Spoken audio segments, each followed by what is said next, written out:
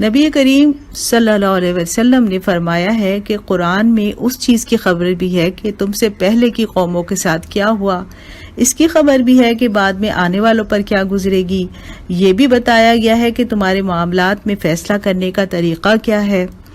قرآن ایک فیصلہ کن کلام ہے، سنجیدہ چیز ہے، مذاق نہیں ہے۔ جو ظالم قرآن کو چھوڑے گا اللہ اسے دبا دے گا، جو قرآن کے بجائے کہیں اور سے ہدایت حاصل کرے گا اللہ تعالیٰ اسے گمراہ کر دے گا۔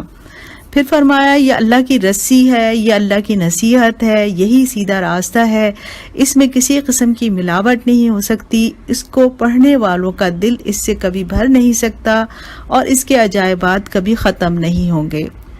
یہ ایک طویل حدیث ہے جس کا کچھ حصہ میں نے آپ کے سامنے تذکرہ کیا ہے، اور ہم نے قرآن سے انہی تمام نعمتوں کو حاصل کرنے کی کوشش کی ہے۔ قرآن تو ایک سمندر ہے جس میں خزانے چھپے ہوئے ہیں اور اس میں ڈوب کر ہی اس کے خزانوں کو حاصل کیا جا سکتا ہے۔ ہم نے تو صرف اس کے کناروں کو ٹچ کیا ہے، ہم تو اس کی گہرائی میں بھی پہنچ ہی نہیں پائے ہیں۔ اللہ تعالیٰ سے دعا ہے کہ ہمیں ساری زندگی اس کے خزانوں سے فائدہ اٹھانے والا بنائے۔ قرآن کیوں نازل ہوا؟ جب ہم قرآن پاک کو کھولتے ہیں تو ہمیں سب سے پہلے سورہ فاتحہ ملتی ہے، اور ہم جانتے ہیں کہ سورہ فاتحہ ایک دعا ہے جس میں اللہ تعالیٰ نے ہم کو سکھایا ہے کہ صراط مستقیم مانگو، اور اس دعا کے جواب میں قرآن پاک نازل ہوا۔ حدیث قدسی ہے کہ جب ہم پڑھتے ہیں الحمدللہ رب العالمین تو اللہ تعالیٰ فرماتے ہیں کہ میرے بندے نے میری حمد بیان کی۔ پھر ہم کہتے ہیں الرحمن الرحیم تو اللہ تعالیٰ فرماتے ہیں کہ میرے بندے نے میری ثنا بیان کی۔ پھر ہم کہتے ہیں مالک یوم الدین تو اللہ رب العالمین فرماتے ہیں کہ میرے بندے نے میری بزرگی بیان کی۔ پھر ہم کہتے ہیں ایاک نعبد و ایاک نستعین تو اللہ تعالیٰ جواب میں فرماتے ہیں یہ میرے اور میرے بندے کے درمیان ایگریمنٹ ہے۔ پھر ہم کہتے ہیں اہدنا الصراط المستقیم، ہمیں سیدھا راستہ دکھا دیجئے تو اللہ تعالیٰ کہتے ہیں کہ یہ میرے بندے کے لیے ہے، اس کو وہ ملے گا جو اس نے مانگا۔ یعنی جب ہم سورہ فاتحہ پڑھ رہے ہوتے ہیں تو اللہ تعالیٰ ہماری ہر بات کا جواب دے رہے ہوتے ہیں۔ سبحان اللہ۔ اللہ رب العالمین نے ہمیں مانگنا سکھایا کہ تم کس طرح مانگو اور کیا مانگو، اور پھر اس کے جواب میں پورا قرآن پاک نازل کیا۔ اللہ تعالیٰ نے حضرت آدم علیہ السلام کو دنیا میں بھیجتے ہوئے فرمایا تھا کہ قُلْ نَهْبِطُ مِنْهَا جَمِيعًا فَإِمَّا يَأْتِيَنَّكُم مِّنِّي هُدًى فَمَن تَبِعَ هُدَايَ فَلَا خَوْفٌ عَلَيْهِمْ وَلَا هُمْ يَحْزَنُونَ، یعنی سب سے پہلے انسان کو دنیا میں بھیجتے ہوئے ہی یہ بتا دیا تھا کہ میری طرف سے ہدایات آئیں گی، تو جو بندے ان کو مانیں گے ان کو خوف اور رنج نہیں ہوگا۔ اللہ تعالیٰ نے اپنا وعدہ پورا کیا، انبیاء اور رسول ہدایات دے کر آتے رہے، پھر ہماری امت کے لیے قرآن پاک نازل کیا گیا۔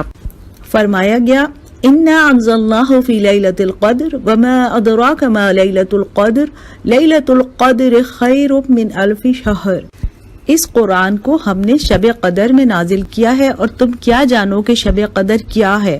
شب قدر 1000 مہینوں سے زیادہ بہتر ہے۔ شب قدر 1000 مہینوں سے زیادہ بہتر کیوں ہے؟ آئیے یہ جانتے ہیں۔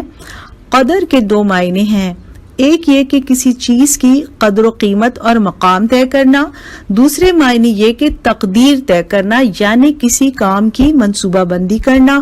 یہاں پر دونوں ہی معنی مراد ہیں۔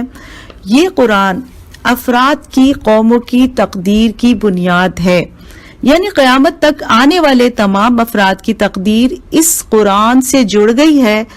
ماننے والوں کی تقدیر سنور جائے گی اور نہ ماننے والوں کی تقدیر بگڑ جائے گی، اور اس نزول قرآن کی وجہ سے یہ رات اتنی قدر و قیمت رکھتی ہے کہ 1000 مہینوں سے بہتر کہا گیا ہے، کیونکہ اس رات میں اتنا بڑا خیر اور بھلائی کا کام انسانیت کے لیے ہوا جو 1000 مہینوں سے نہ ہوا تھا، یعنی قرآن رہنمائی کے لیے اتارا گیا۔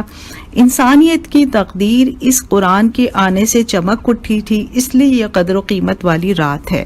قرآن کا تعارف اللہ رب العالمین نے قرآن کی آیات میں ہی دیا ہے۔ آئیے ہم ان آیات کو پڑھتے ہیں۔